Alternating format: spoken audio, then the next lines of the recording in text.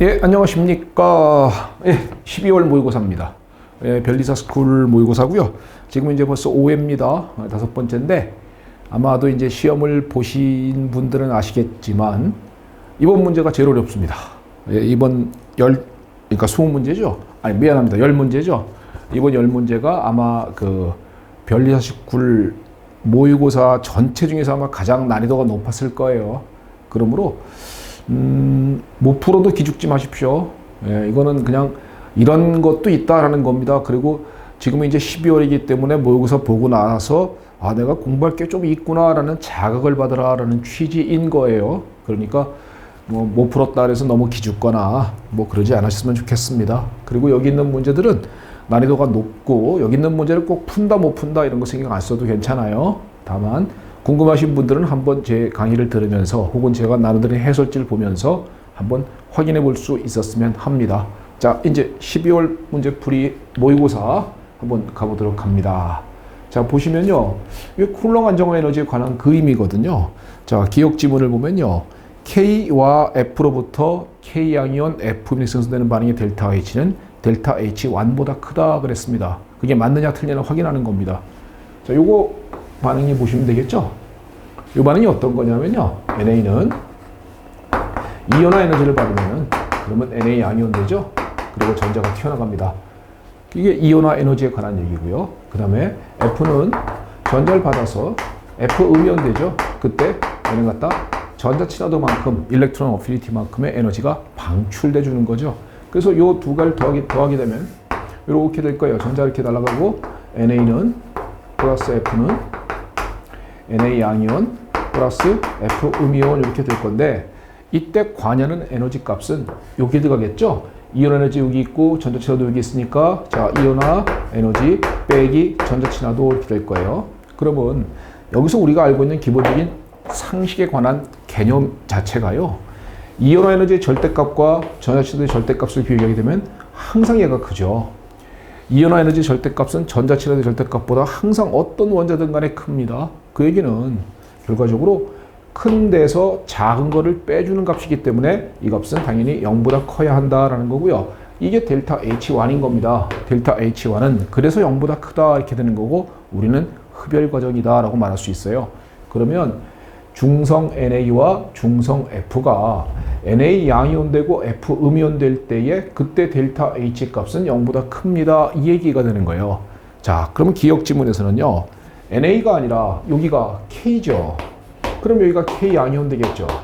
그러면 여기가 K가 되겠죠. 그럼 여기가 K 양이온 되겠죠.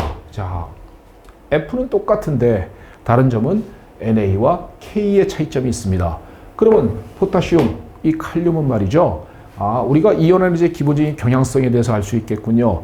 NA보다 K는 아래에 있죠. 그 얘기는 곧 이온 에너지 값이 NA보다 K가 더 작다라고 말할 수 있겠습니까? 이거 뭐 필기 좀 이상하긴 하지만 이해될 수 있겠죠? 그래서 NA보다는 K가 이온 에너지가 더 작습니다. 이게 작아요.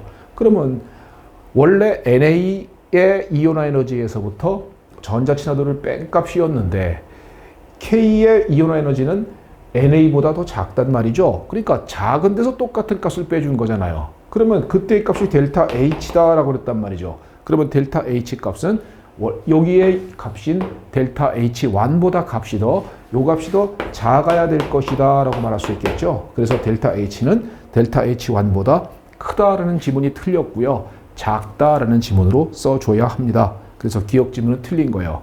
이거 하나만 해도 쉽지 않죠. 자, 두 번째 것 니은 지문은요. 자, 일단 이 정도는 감이 오실 수 있었으면 좋겠습니다. 자, 이게 뭐죠? 여기서부터 여기까지 차이의 에너지가 이만큼 에너지가 NA 양이온 가스, F 음이온 가스, NaF 이온 쌍입니다. 가스일 때는 우리는 쿨롱 안정화 에너지라고 부르는 거죠. 이것은 쿨롱 안정화 에너지 이렇게 부릅니다. 이건 이렇게 좀 지워볼게요.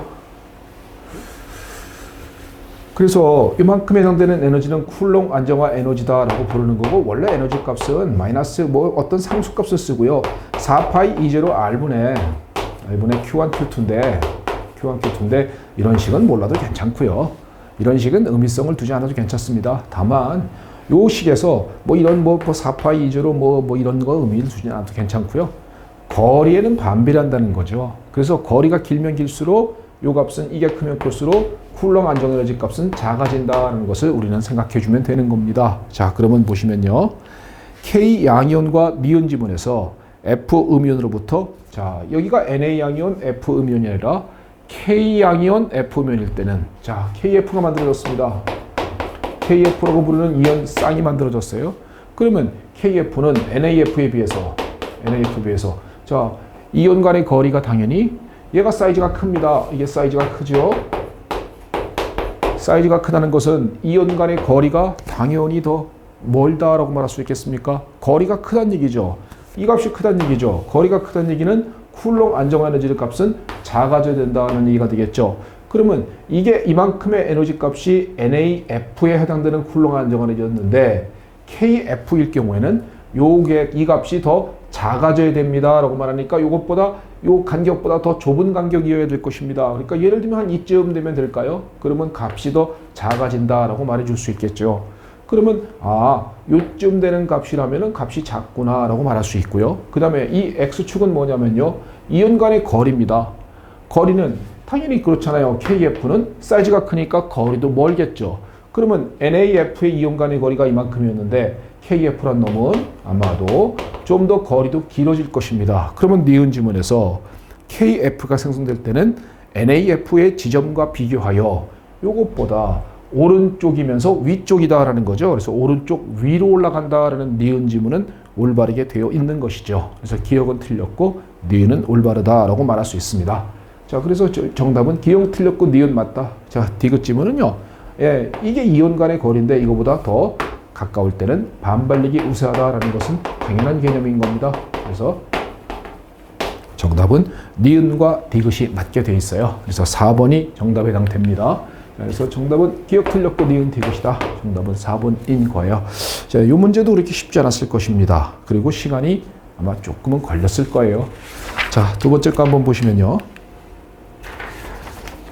공교란 문제에서도 조금 암기되는 것은 뭐 바로바로 암기될 수 있는데 암기되지 못하는 것들은 다 따져야 되거든요.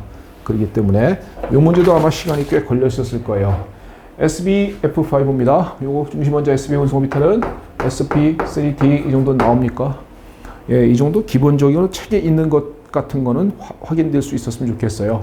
그리고 FX4는 비공유 전자쌍 두 쌍이 있거든요. 그럼 혼성오비탈은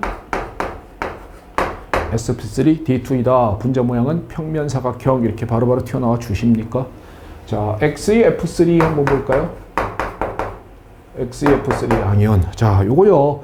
직접 한번 구조 그림 그려줄 수 있길 바래요. 그래서 X에 놓고 전자쌍이 적도 방향을 차지하게 있고요. 그 다음에 FE가 이렇게 세 개가 붙어 있습니다. 이걸 로이스 구조 그리는 것은 직접 할 수 있길 바랍니다. 이걸 갖다 지금 제가 여기서 하나하나를 갖다 그려드리기엔 시간이 부족하고 그러니까 루이스 구조 그리는 것은 직접 한번 꼭 해볼 수 있길 바라고요. 그러면 XeF3 양이온 같은 놈은 중심 원자 Xe는 혼성오비탈이 sp3d가 될 것이다 라고 말할 수 있는 것이고요. 비공유 전자쌍이 두 쌍이기 때문에 삼각쌍뿔 분자 모양에서는 비공유 전자쌍은 적도 방향을 차지하고 있습니다 라는 얘기가 될 것이라고요. 자, 다음에는 SBF6 음이온입니다. SBF6 음이온은요. 이거 분자 모양 꼭 한번 구조 그림 그리는 거 연습해 보셔야 돼요. SB에 이렇게 돼서 몽창 다 F가 다 차지하고 있는 이게 SBF6 음이온의 분자 모양인 것입니다. 그렇다면은 중심 원자 SB의 혼성오비탈은 SP3D2가 될 것이다 라고 말해줄 수 있겠죠. 그러니까 기억지문 맞습니다. 반응 1의 참여는 모든 화학 중의 혼성오비탈은 두 종류다. 여기서도 sp3d, 요건 sp3d2, 여기서는 sp3d, 여기서는 sp3d2. 그러니까 두 종류이다 라고 말하는 게 맞죠. 그러니까 정답은 기억은 틀렸습니다. 됐죠? 두 번째, A의 양이온이니까 얘입니다. 여기서 이 부분을 우리는 축 방향이라 부르고요. 이 부분을 적도 방향이라 부르죠.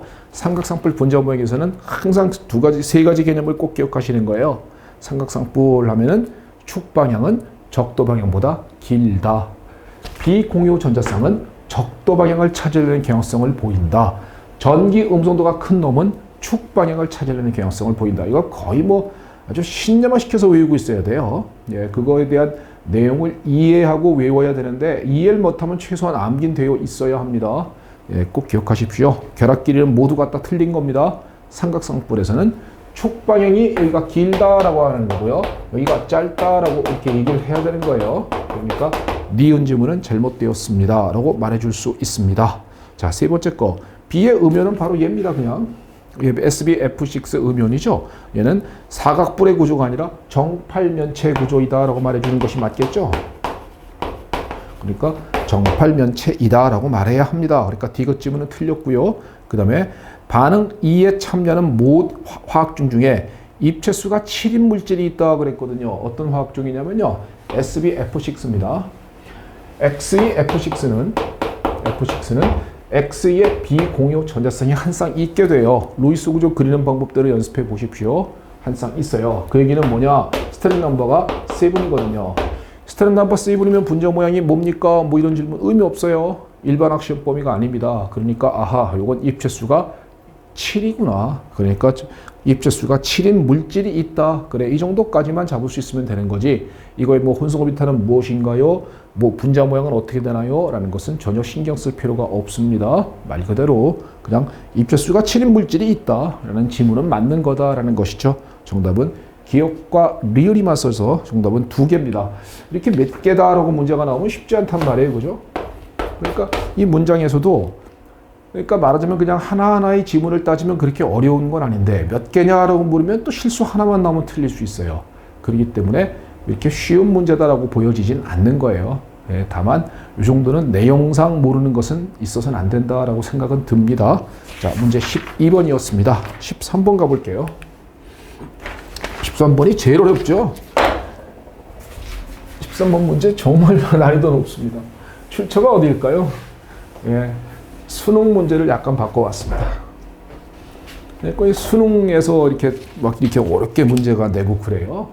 참 보면은 좀 화학을 평생 동안 강의하는 사람 입장에서 참 안타깝습니다. 왜 그렇게 화학 문제를 어렵게 꽈내는 거죠? 그래서 화학을 마치 화학의 내용을 알면은 화학을 풀 수 있도록 시험 문제를 내줘야 화학을 택하는 수험생이 많아지게 되고 자연과학이 발전하는 거 아닐까요? 저는 그렇게 생각하는데 너무 문제를 갖다가 퍼즐 형태로다가 너무 어렵게 패패 꽈냈고 문제 하나 길이 보세요. 이 길이만 해도 그냥 숨이 막힙니다. 그러니까 문제 읽다가 시간 나가버리는 그런 경우가 되겠죠. 그리고 내용도 이렇게 파악해보면 쉽지만도 않아요. 이렇게 문제를 내버리니까 화학을 택하는 수험생이 자꾸 줄어들게 되고 그러다 보니까 결론적으로 그 자연과학을 자꾸 발전시켜야 된다라고 얘기는 하면서 화학을 안 택하고 물리를 안 택하는데 자연과학이 무슨 재주로 발전할 수 있을까라는 좀 시대에 역행하는 거 아닌가라는 좀 안타까움 같습니다. 그건 뭐 그냥 제가 그렇다는 얘기고요. 여러분들은 뭐 실제 시험에서 이렇게까지 나오면은 그냥 안 풀면 됩니다.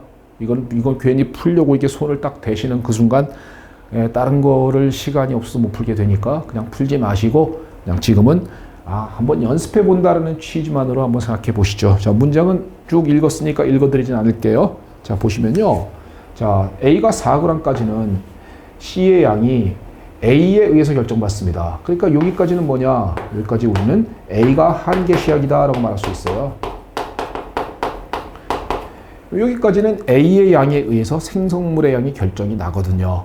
그리고 요 지점은 우리는 A와 B가 딱 떨어진 점이다라고 말할 수 있고요. 이걸 넘어가게 되면은 A의 질량이 뭐가 됐든 간에 생성물량이 일정합니다. 그러니까 요 넘어가는 요 지점부터는 B가 한계 시약이다라고 얘기해 주실 수 있다는 것입니다. 그러면 요 지점은 A 4g에 C가 6g이 생성된 지점이고 A와 B가 모두 다 사라졌다라고 말할 수 있는 지점이 될 것이라고요. 그러면 거기에 있는 반응식에서 자, A가 B랑 반응해서 C가 되는 이런 같은 반응식인데 이때 여기까지는 요거 4g 반응할 때 요거 6g까지 생겨줍니다. 그리고 바로 요 지점은 뭐라고요? 요 지점은 B와 A가 다 떨어진 지점입니다. 라고 말해주는 거예요.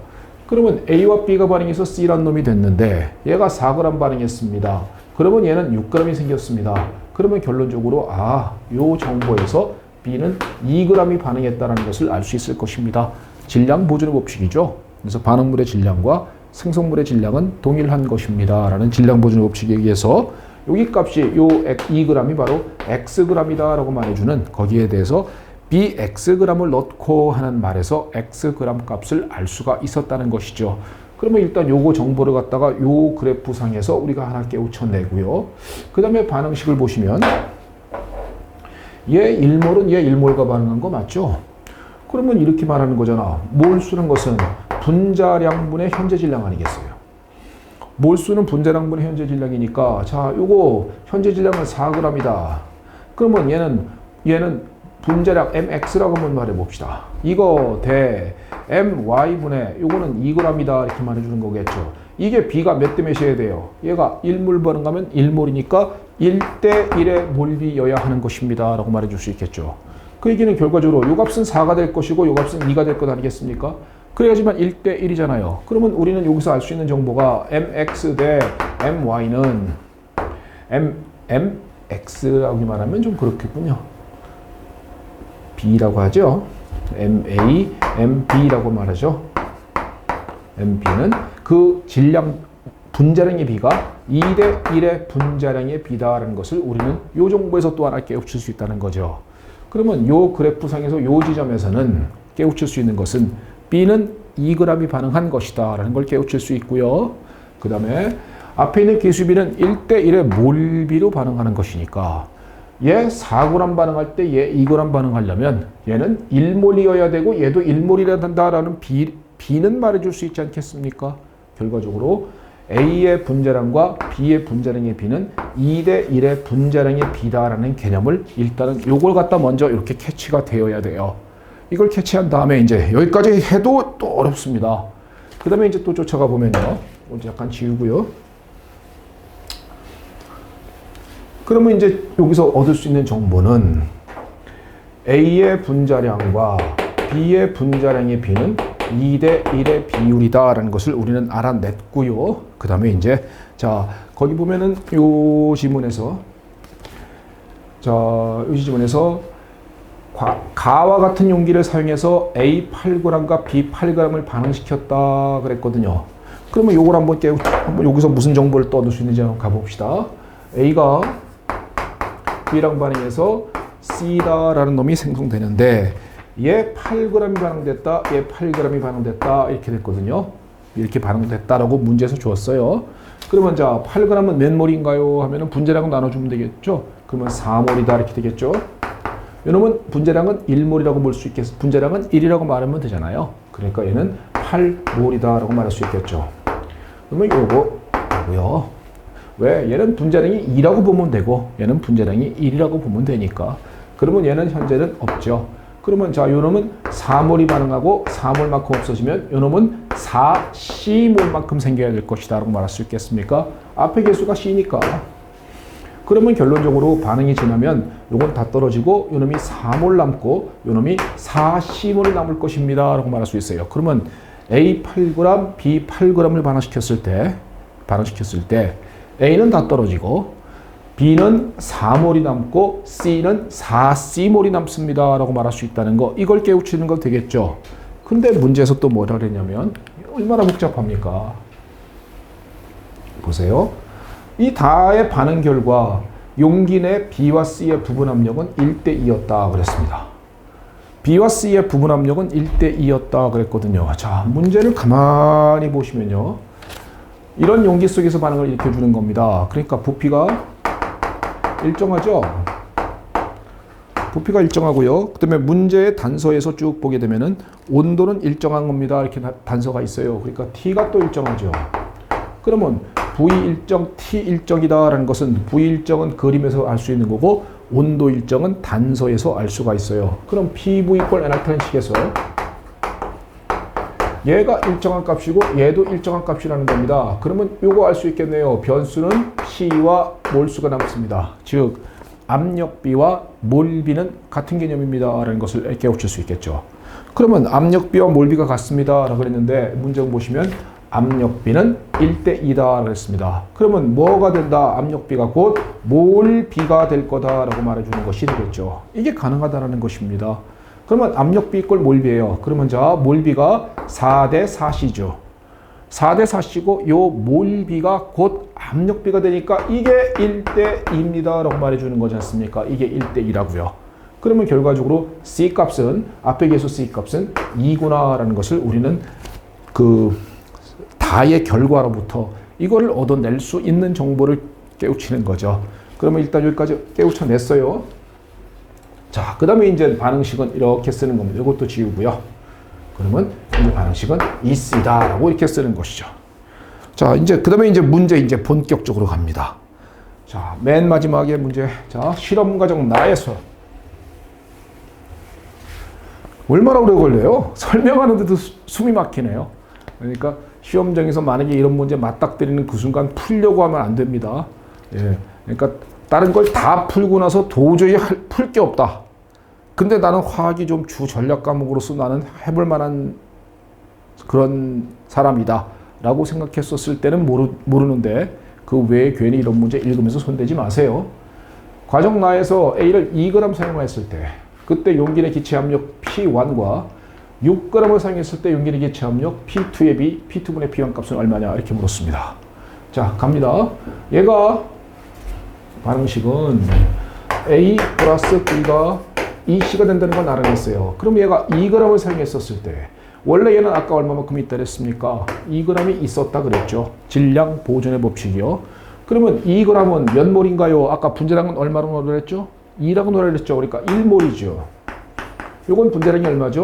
2대 1의 비례였으니까 분자량은 1이라고 놓으면 된다는 거죠. 그러면 2g이니까 2몰이다라고 말할 수 있을 것입니다. 그러면 반응을 일으켜주면은 요거 봐라 1로 없어지고 1만큼 없어지면 요거 2만큼 생겨주겠죠. 그럼 반응이 일어난 후에는 남는 것은 A는 다 떨어지고 B가 1몰 남고 C가 2몰 생겨줍니다 라고 말할 수 있을 거예요. 그러면 전체 몰수는 당연히 3몰의 기체가 있는 상황이 될 것이라고요. 자, 앞에서 배운 것처럼 똑같이 몰비는 압력비죠.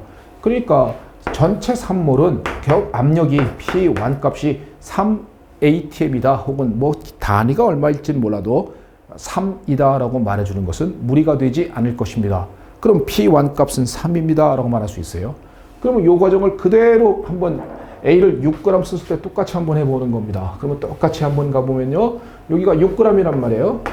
그러면 얘는 2g. 그러면 요건 몇 몰이니 하면은 분자량은 2라 그랬으니까 3몰. 요거는 여전히 2몰. 그러면 이제 반응식에서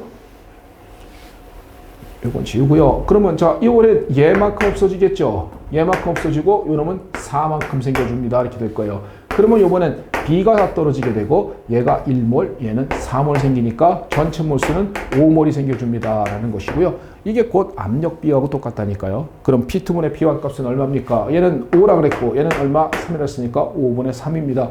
정답은 4번인데요. 아휴, 설명하면서도 숨이 막힙니다.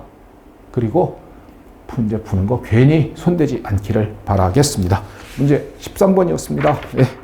문제 14번 문제도 이것도 쉽지 않아요. 이게 왜 쉽지 않냐면요.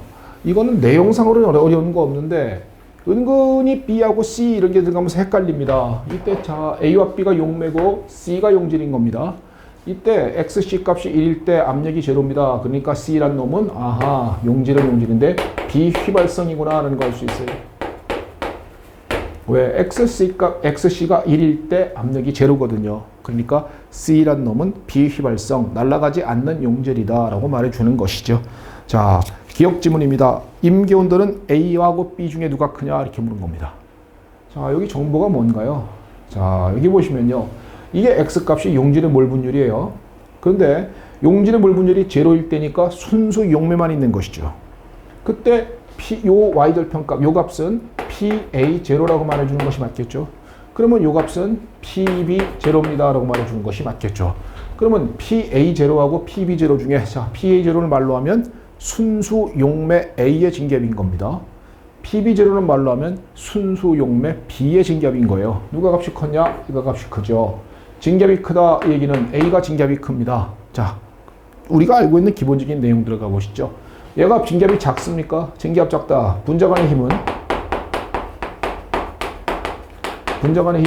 당연히 증갑이 작으니까 큰 거 맞죠? 그러면 끓는 점은 어떻게 되나요? 커지는 거 맞습니까? 임계온도 어떻게 됩니까? 커지는 거 맞습니까? 우리가 알고 있는 기본적인 이론인 겁니다.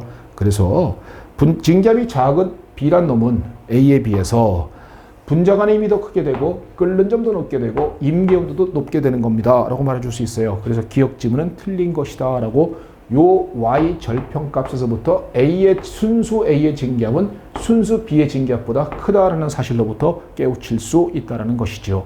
그러니까 정답은 기억은 틀렸고요. 니은 지문 보시면요. 니은 지문을 가만히 보시면은 이렇게 되겠네요. 0.5일 때 x 몰 분율이 각각 0.5일 때 끓는 점을 이렇게 물었습니다. 그러면 증갑이 얼마큼 되느냐? 가는 이렇게 돼 있고요. 나는 이렇게 돼 있죠. 얘가 증갑이 크죠. A의 증갑이 크게 나타납니다. B의 증갑이 작게 나타내줍니다. 그러면 자, 요놈이 증갑이 작습니다.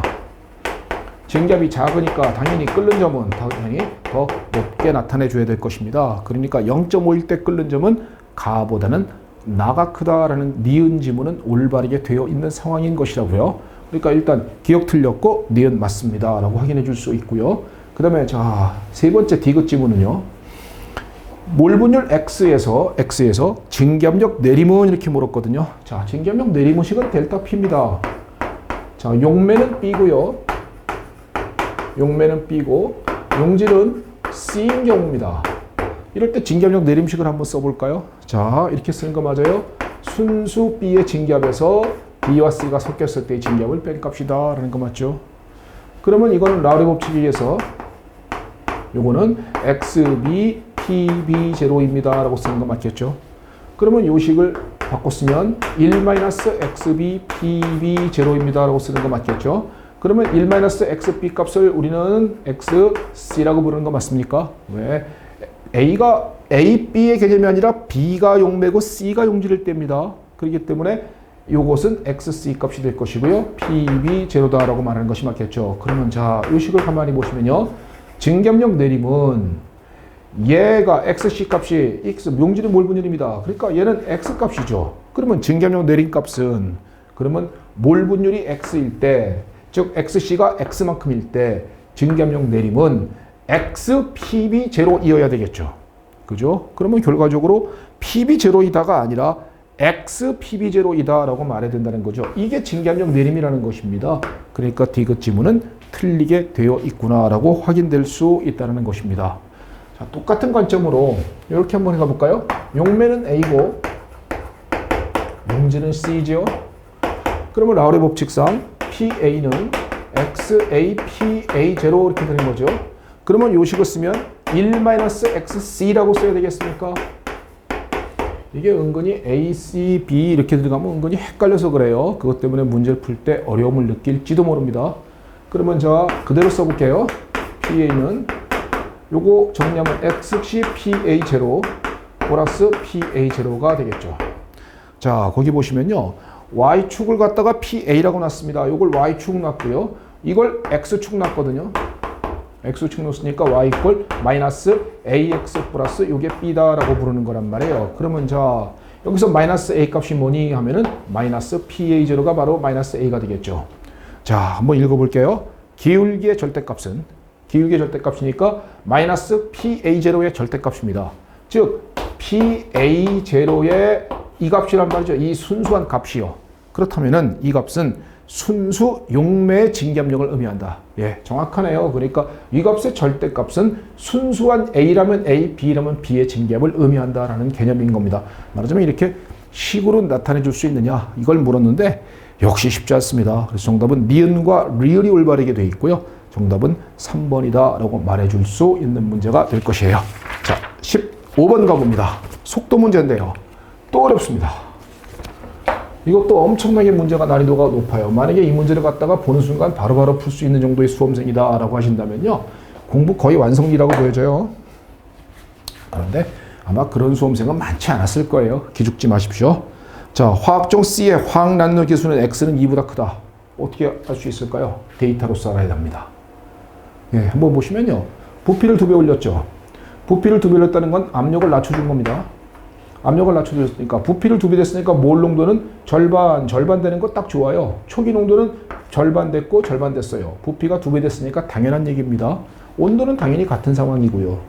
압력을 낮췄더니 부피를 2배 올렸더니 초기 농도가 절반 됐어요. 좋다 이거야.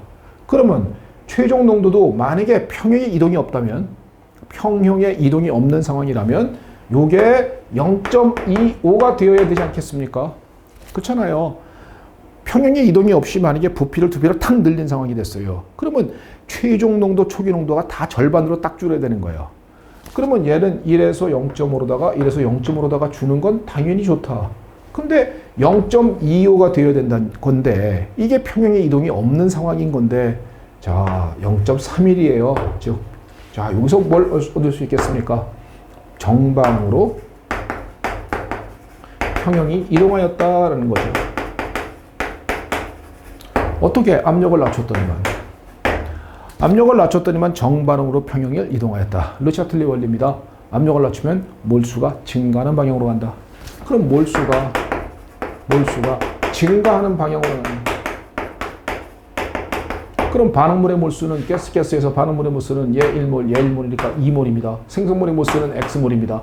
X 값은 2보다 값이 커야만 압력을 낮췄을 때 몰수가 증가되는 방향으로 갑니다. 라고 말해줄 수 있는 거예요. 그러니까 기억 지문이 맞다는 거죠.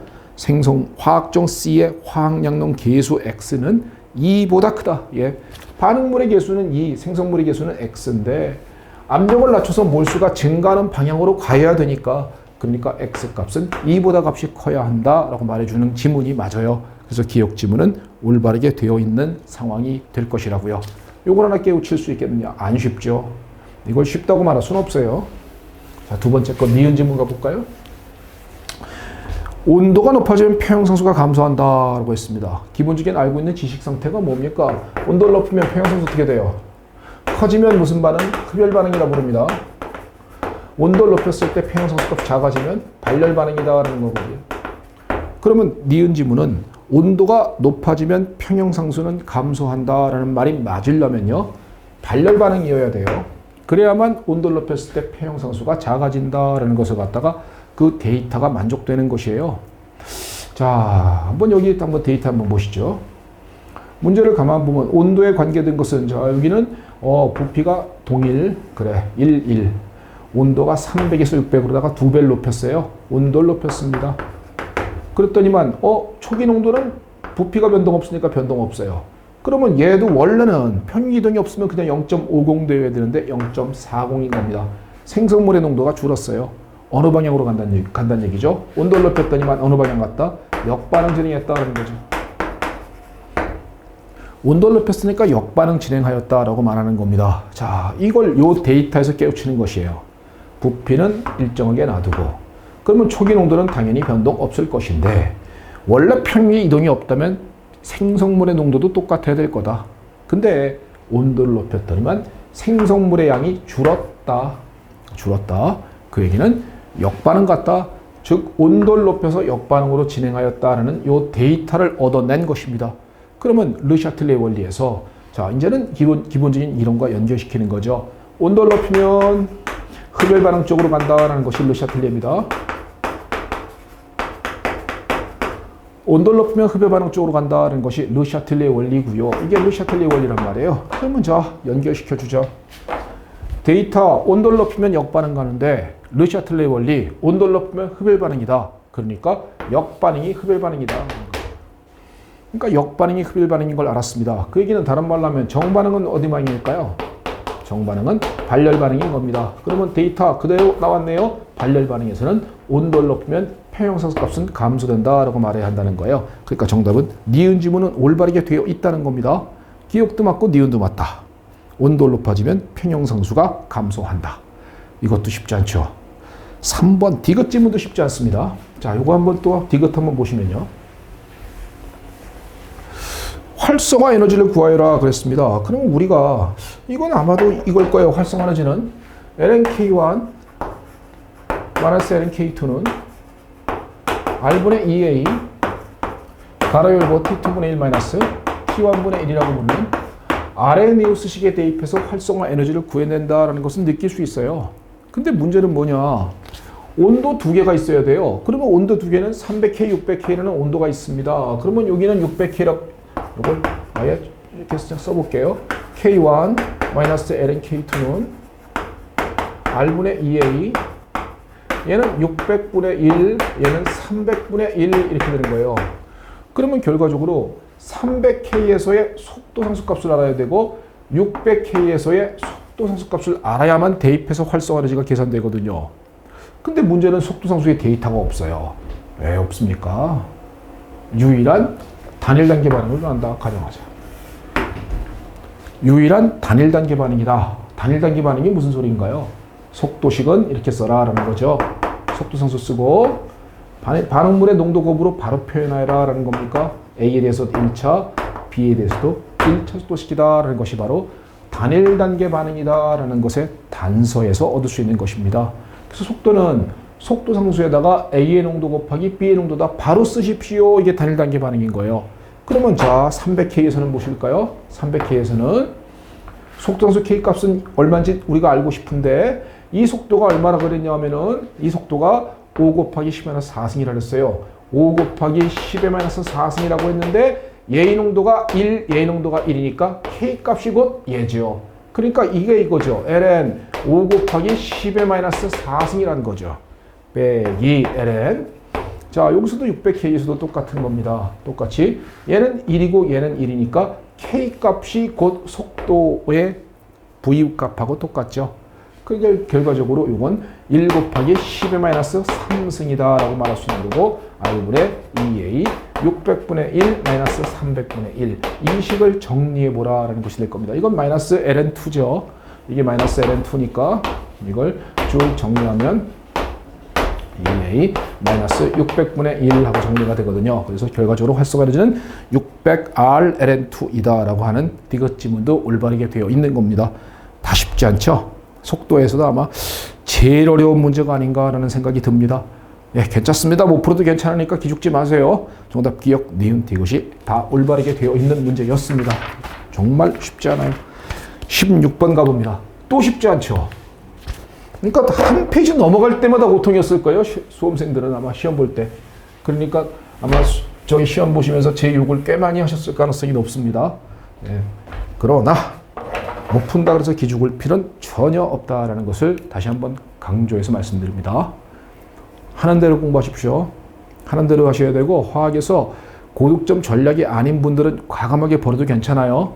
지금 이거는 화학에서 8개, 9개, 10개를 노린다라는 학생들만 들으시면 됩니다. 자, 문제 16번 가봅니다. 자, 단서가 이런 단서들이 쭉 나와 있는데 이런 단서들이 있는데 이것들을 이용해서 한번 가보죠. 기억, X가 초기 농도의 5분의 1로 줄어드는 데 걸리는 시간은 600초다 그랬습니다. 자, 여기서 먼저 한번 깨우쳐 볼까요? 자, 초기 농도 8몰 농도에서 4로다가 줄어드는 데 걸리는 시간 70초. 4에서 2로다가 줄어드는 데 걸리는 시간 또 70초. 여기서 또 70초죠. 그러니까 반감기가 얼마니 하면은 반감기는 70초입니다. 라고 말할 수 있겠죠. 그러면 요거는 반감기가 70초면서 농도에 관계가 없으니까 1차 속도식이구나 하는 걸 알 수 있을 것이고요. 1차 속도식이니까 속도상수 K 값은 반감기분의 ln2 맞죠? ln2인데 ln2는 0.7로 하라 그랬으니까 이 값은 0.01이다 라는 것을 우리는 알아낼 수 있고요. 하나 알아낼 수 있었어요. 그럼 기억지문 가볼까요? 자, 5분의 1로 줄어드는 데 걸리는 시간은 자, 1차의 적분수도 법칙은 ln x로 할게요. x0분의 x는 마이너스 kt 맞습니까? 적분수도 법칙이에요. 자, 이 값이 얼마냐? 8몰 농도입니다. 5분의 1이니까 5분의 8몰 농도가 되겠죠. 그러면 정리하면 ln 5분의 1 될 겁니다. 5분의 1은 마이너스 k 값은 0.01이라는 걸 알았습니다. 그리고 ln 5분의 1은 여기 나와 있어요. ln 5는 1.6으로 해라 그랬거든요. 그러니까 얘는 마이너스 1.6이 될 것이고 얘는 0.01 곱하기 시간 얼마입니다 라고 말해줄 수 있을 거예요. 그러면 자, 시간 t는 160초다 라고서 계산이 될 수 있을 것입니다. 그러니까 정답은 기억 지문은 160초이다 라는 표현 올바르게 되어 있습니다. 기억도 쉽지 않았을지도 몰라요. 니은도 보시면 또 어렵습니다. 자, 니은 보시면요. 요거 좀 잠깐 지우고 쓸게요. 니은 보시면 자, 이렇게 쓰는 거 맞죠? 초기 농도분의 나중 농도는 익스포넨셜 마이너스 KT 승이다. 이렇게 쓰는 거 맞죠? 이게 적분수 법칙을 그대로 잠깐 좀 바꿔준 겁니다. 그러면 얘에서 100초가 지났을 때 생성물 Y의 농도는 9.6몰 농도다 그랬거든요. 자, 뭐 확인해 볼게요. 그러면 이건 이렇게 쓰는 거예요. 나중 농도 X의 농도는 익스포넨셜 마이너스 KT 곱하기 X0입니다. 이렇게 되는 거예요. 자, 나중 농도 X는 익스포넨셜 얘는 0.01이라고 지금 방금 알아냈고 시간은 100초가 지났을 때라고 그랬고 초기 농도는 8몰 농도다라는 걸 알아냈으니까 이 값은 익스포넨셜 마이너스 1승 곱하기 8이거든요. 익스포넨셜 마이너스 1승은 0.4로 하라 그랬습니다. 그러니까 얘는 3.2가 되는 거예요. 자, 이게 뭐냐? 100초가 지났을 때 나중 X의 농도가 3.2몰 농도가 된다라는 소리거든요. 근데 문제는 뭐라 그랬냐? Y의 농도를 구하라 그랬습니다. 그러면 반응식은 이렇게 돼 있는데 X가 2Y가 되는데 초기에는 8몰 농도였고 초기에는 없었는데 이럴 때 얼마만 100초 지나니까 얘의 나중 농도가 3.2몰 농도가 되어야 한다라고 한 거거든요. 그러면 8몰 농도에서 얼마만큼 없어져야 되겠습니까? 그렇죠? 4.8몰 농도만큼이 없어져야 되겠죠. 그러면 X가 4.8만큼 없어져 줄 때는 Y는 이거의 2배니까 X의 2배니까 9.6몰 농도만큼이 생겨야 될 것이고 그러면 나중 농도는 얘는 9.6몰 농도갑니다. 이렇게 말할 수 있을 거예요. 그러면 이 값은 뭐니? 100초가 지났을 때 X의 몰 농도고 이 값은 100초가 지났을 때 Y의 몰 농도입니다. 라고 말해줄 수 있으니까 정답은 니은도 올바르게 되어 있는 상황인 것이죠. 그러니까 기억 맞고 니은 맞다라는 겁니다. 자, 또 디귿, 니은도 쉽지 않아요. 디귿 지문은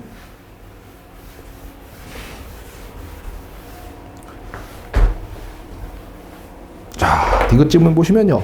활성화 에너지는 이렇게 물었거든요. RN 수식은 K는 A 익스포넨셜 마이너스 EA 오버 RT입니다. 이거요. 근데 문제의 단서에서 K 값은 0.16A라 그랬습니다. 그러니까 AA 이렇게 날아가죠.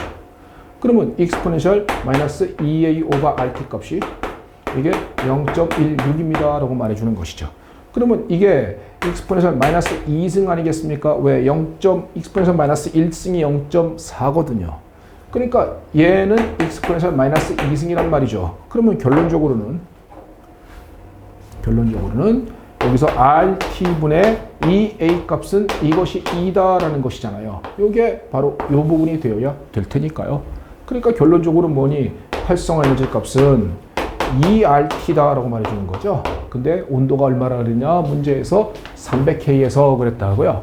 그러니까 이 T값이 300이라는 거죠. 그러니까 값은 600R입니다. 라고 말해주는 것. 디귿 지문도 올바르게 되어 있는 겁니다.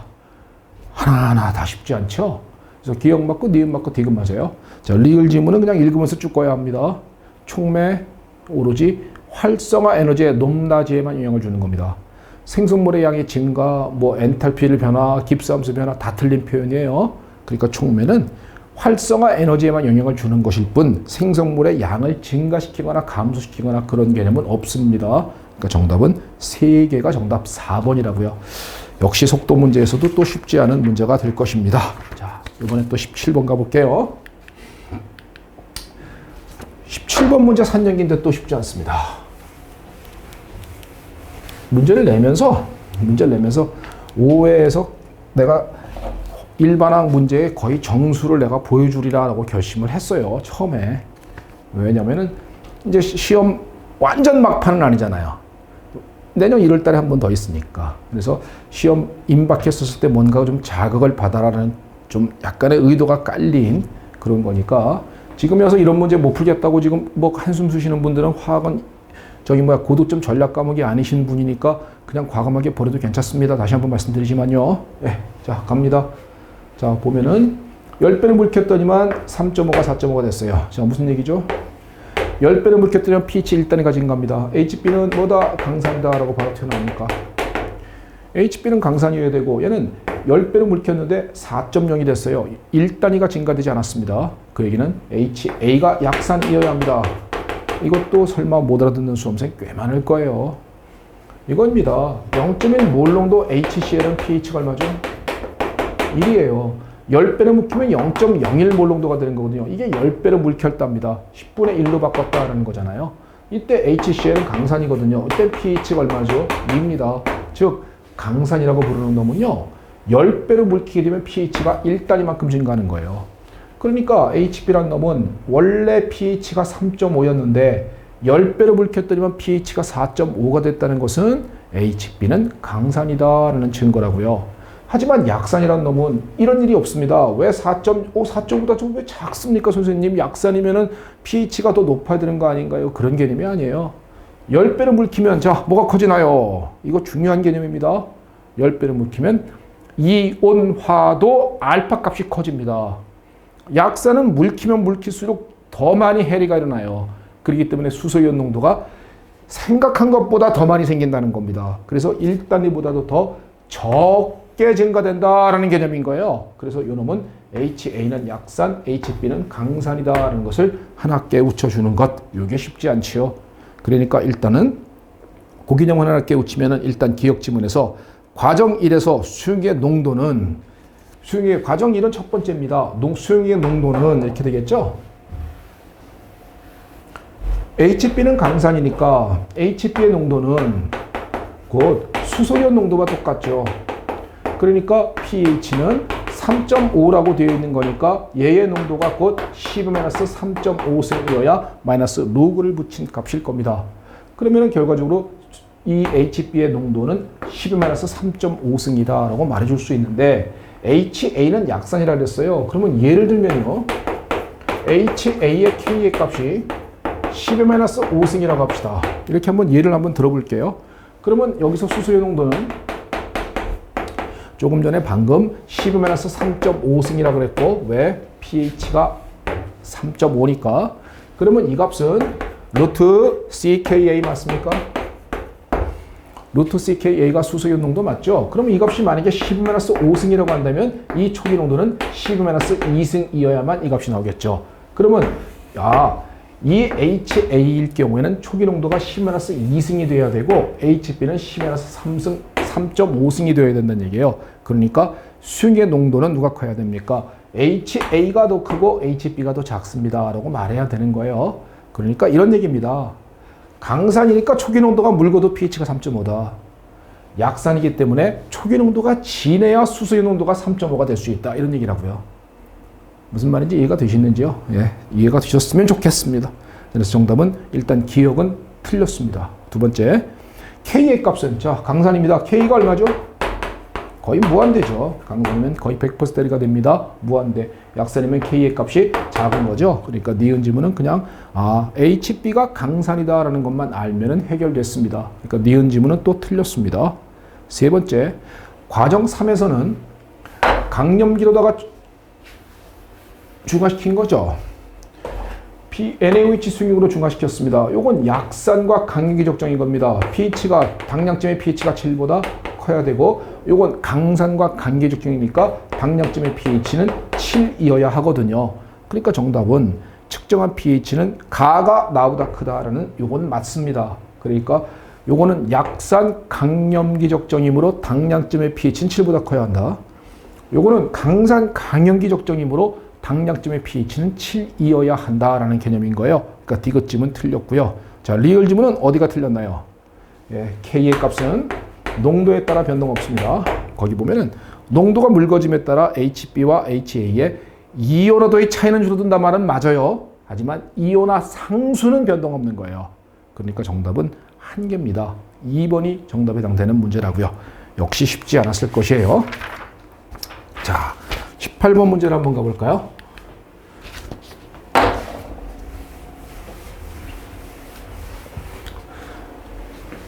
자, 이게 이제 반응식이 이렇게 써 있는 상황이에요. 그러면 자, 여기다 써보면 자, 얘가 만약에 S만큼 녹으면 S만큼 생기고 얘 S만큼 ES만큼 생겨줍니까?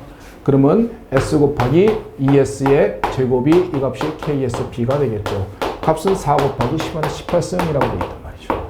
그러면 결국은 4S의 세제곱이 4 곱하기 10-18승이니까 S 값은 바로 나오죠. 10-6승이다. 이게 뭐죠? HG2IO3 2의 순수한 물에서의 용해도입니다 라고 말해주는 거죠. 그러니까 순수한 물에서의 그만큼 그의 용해도는 10-6승이다 라는 것은 기억 지문은 바로 S만큼 녹으면 S만큼 생기고 ES만큼 생기는데 이 용해도 곱상수의 KSP 값은 제시되어 있고 얘는 4S의 세제곱이다. 그러니까 S 값은 요거 4, 4 이렇게 날아가면서 계산 쉽게 될 거예요. 그러니까 정답은 기억은 틀렸습니다 라고 말해줄 수 있을 거라고요. 자, 두 번째 거는요. 자, 반응식을 여기다가 한번 좀 다시 한번 적어볼까요? Hg2IO32 Hg2 이카양면 플러스 두 개의 IO3 음이온. 자, 여기 보시면은요. 가는 얘고 나는 얘라 그랬거든요. 그러면 자, 얘가 만약에 순수한 물에서는 S만큼 없어지면 얘는 S 생기고 얘는 ES 생깁니다. 자, 거기 보시면은 나에 대해서 한번 가볼까요? 나에서는 얘의 Hg2이카의 농도가 0.01몰 농도입니다. 그러니까 얘의 농도가 0.01몰 농도인 겁니다. 그러면 결과적으로 이때 KSP 값은 변동 없이 10-18승인데 얘는 얘가 S, 여기서 생기는 S, 그 다음에 여기서 0.01만큼 생긴 놈, 그 다음에 얘는 ES의 제곱입니다. 이게 KSP 값 아니겠어요? 그러면 결과적으로 이 S 값은 0.01에 비해서 현격이자 그러니까 무시할 수 있거든요. 이걸 무시하게 되면 여기서 S 값을 계산이 되는 거고요. 여기서 S 값 계산해보면 10-8승몰 농도다라는 거거든요. 그게 정답 리을이거든요. 그래서 나 수행에서의 얘의 용해도는 10-, 맞다가 아니라 틀린 거고요. 얘는 10-18승이 아니라 10-8승몰 농도여야 한다라는 거예요. 그러니까 리을 지문은 잘못되었구나라고 말해줄 수 있겠죠. 그러면 이 얘가 Hg2 이가 양이온이 0.01몰 농도만큼 있었을 때 용해도는 10-8승이었습니다. 그러니까 약간 줄었어요. 하지만 가수익은 IO3 음연의 농도가 0.01이거든요. 그러니까 여기다가 대입하면 여기가 0.01이거든요. 그러면 요 식에서 이렇게 바꿀 수 있거든요. 얘의 농도는 S, 얘는 0.01 플러스 ES의 제곱이거든요. 여기서도 마찬가지로 요거 무시할 수 있거든요. 그러면 이거 10-4승이니까 넘겨주면 S 값은 4 곱하기 10-14승 하고 되겠죠. 자, 얘가 있었을 때는 얘가 0.01몰만큼 있었을 땐 용해도가 엄청 많이 줄었죠. 용해도가 엄청 많이 준다. 이 얘기는 얘가 많아지면 역으로 가니까 용해도 감소, 얘가 많아지는데 역으로 가니까 용해도 감소인데 얘가 0.01일 때는 4 곱하기 10-14승으로서 엄청나게 용해도가 많이 줄어들었다는 얘기죠. 이런 것 갖다 우리는 공통 이온 효과가 더 좋은 것이다 라고 표현하는 거 맞죠? 그래서 공통 이온 효과는 가보다 나 수익에서 좋다가 아니라 가에서 좋다라고 말해야 되겠죠? 이렇게 말해야 되기 때문에 18번 문제 니은 지문도 틀렸고요. 일단 기억 맞고요. 자, KNO3 아무 역할 못합니다. K양이온 NO3이면이 얘들과 어떤 반응하는 거 하나도 없어요. 그러니까 정답은 니은, 디귿, 리을이 다 틀리고 기억만 맞게 되어 있는 겁니다. 정답은 2번 한 개다라고 말해줄 수 있는 문제였다고요. 아무래도 그나마 좀 이게 좀 쉽다고 볼 수 있겠습니까? 문제 19번입니다. 농도차 전지인데 농도차 전지의 기본적인 개념 자체를 깨우치 못하는 수험생은 또 어려울 겁니다. 간혹 가다가 질문 올라온 걸 이렇게 보게 되면은 그런 수험생 없지 않아 있죠. 예, 화학이 주전략은 아니어야 합니다. 그런 사람은. 그러니까 그때는 다른 과목 열심히 하시고 화학은 방어 과목으로서 4개, 5개 맞추면 된다 이런 생각을 가지면 돼요. 자, 농도차 전지입니다. 농도차 전지는 어떤 일이 벌어져야 됩니까? 농도가 묽은 것은 진해져야죠. 녹아내리고 전자 따라 우선 따라 생각하고 농도가 진한 놈은 묽어져야 되겠죠. 그래서 여기가 Ag가 달라붙는 현상이 있어야 합니다. 이건 산화 반응입니다. 그러니까 Ag는 Ag 양이온 농도는 0.1몰 농도 쪽으로 그리고 전자가 튀어나간다. 이렇게 돼야 되고요. 그러면 Ag 양이온은 1몰 농도짜리는 그 전자를 받아서 Ag에다 석출되어야 한다. 그러면 반응식을 더하면 이렇게 날아가 주니까 Ag 양이온 1몰 농도가 Ag 양이온 0.1몰 농도가 되는 게 이게 농도차 전지의 전체 반응식입니다. 라고 말해줄 수 있는 것이죠. 자, 이 반응의 전지전은 얼마인가요? 대입할 수 있습니까? E0 값은 얼마죠? n분의 0.0592 로그 Q인데 로그 Q 값인데 이때 E0 값이 얼마입니까? 농도차 전지의 E0 값은 0V다라고선 얘기 안 해도 되겠습니까? 당연하죠. 1몰 농도, 여기가 1몰 농도, 1몰 농도일 때가 이제로예요. 그러면 1몰 농도, 1몰 농도 때 농도초 전지가 아니잖아요. 그러니까 전지전이가 없단 말이죠. 표준 상태에서는요. 그러니까 얘는 0V고 얘는 전자 한 개가 왔다 갔다 하니까 N값은 1인 거고요. 반응지수 Q값은 1분의 0.1이 되겠죠. 그러면 이걸 정리하면은 0.0592V다라고 말할 수 있으니까 정답은 기억은 올바르게 되어 있는 상황일 것이라고요. 자, 그래서 기억은 됐고요. 니은 지문은 이게 이거잖아요. 여기가 Ag양이온 농도분의 Ag양이온 농도인데 여기가 여기는 1이었고 이건 0.1이었단 말이죠. 자, 여기는 농도가 점점점 묽어진다고요. 이건 진했다가 묽어지게 되고 이건 묽었다가 여기선 진해진다고요. 여기선 진해지고 여기선 묽어진다고요. A장의 농도가 언제까지 갈까요? 농도가 같아질 때까지 가겠죠. 그러면 얘의 농도는 묽어지게 되고 얘의 농도는 진해지는데 농도가 같아지니까 농도가 같아지게 되면 로그 1이 되니까 뒤에 부분도 전부 다 0으로 빠지겠죠. 그러니까 전지전이는 0V다라는 겁니다. 그래서 니은 지문이죠. 농도가 같아질 때 전지전이는 0V이다라는 것이 맞습니다. 농도체 전지는요. 자, 이제로 값이 얼마나 됐죠? 0V입니다. 그럼 델타 G제로는 당연히 뭐죠? 0입니다. 그러면 델타 G제로는 마이너스 RT ln K거든요. 그러면 얘가 0이니까 K 값은 당연히 1일 수밖에 없는 것입니다. 그래서 농도체 전지의 평양수 K 값은 1이다라는 기억, 니은, 디귿이 다 맞는 거예요. 기본적인 상황인 거예요. 농도체 전지는 E제로가 제로, 델타 G제로 제로, K 값은 1. 이게 농도차 전지라고요. 문제 19번이었습니다. 마지막 20번 문제 분광학입니다. 뭐만 알면 간단하게 푸느냐면요. 이것만 깨우치면 간단히 풀어요. 9.34 케미칼 시프트 값에서부터 ppm에서 더블렛. 딱 알아 나왔죠. 알데히드구나. 알데히드구나. 그러니까 정답은 거기 나와 있는 것 중에 1, 4, 5번은 정답이 될 수 없어요. 알데히드가 아니잖아요. 그러니까 정답은 2번 아니면 3번이어야 되는 건데 케미칼 시프트 값은 일단 요거 보고선 9.34 ppm에서 나온다. 요거 알데히드의 수소에 해당되는 케미칼 시프트구나라는 것을 힌트로 잡으면 간단하게 풀립니다. 자, 그러면 2번은 이렇게 되어 있습니까? 이렇게 되어 있는 놈이고요. 자, 요겁니다. 요게 바로 여기 수소 하나 있잖아요. 바로 옆에 탄소, 바로 옆에 탄소니까 바로 이 탄소고 그 옆에 수소가 하나가 있으니까 여기 수소가 바로 이중선 나왔다라는 거죠. 이중선. 그 다음에 여기도 수소 하나 있고요. 여기는 수소가 당연히 2개 있고요. 여긴 당연히 수소가 3개가 있죠. 수소 CH3입니다. 그러면 케미칼 시프트 값은 정확하게 얼마인지는 모를지라도 여기 나와 있는 거 누가의 누구를 대응한다가 중요한 게 아니라 스플리팅 패턴만 봅시다. 자, 요 수소는 옆에 하나, 그 옆에 또 하나가 있어 갈라집니다. 그러니까 여기서 그냥 다중선이라고 표현되는 거죠. 여기 수소 역시 마찬가지로 옆에 2개, 옆에 하나에 의해서 또 갈라집니다. 그러니까 이것도 다중선 되겠죠. 여기 수소 2개는 옆에 하나, 옆에 3개에서 또 갈라집니다. 그러니까 이것도 다중선 될 것이에요. 그런데 여기에 나와 있는 수소 3개는 이웃탄 탄소엔 수소가 2개밖에 없거든요. 그러니까 이 수소는 몇 중선이어야 합니까? 하면 3중선이라고 말할 수 있는 거고요. 전기 음순도가 큰 5에서 가장 멀리 있는 알칸의 수소이기 때문에 케미칼 시프트 값은 가장 업필드여야 합니다. 그게 바로 0.96 ppm 3중선 이거거든요. 그러니까 데이터가 딱 들어맞는구나 라는 것을 확인할 수 있고요. 자, 3번 지문은 왜 안 맞냐면요. 3번 지문은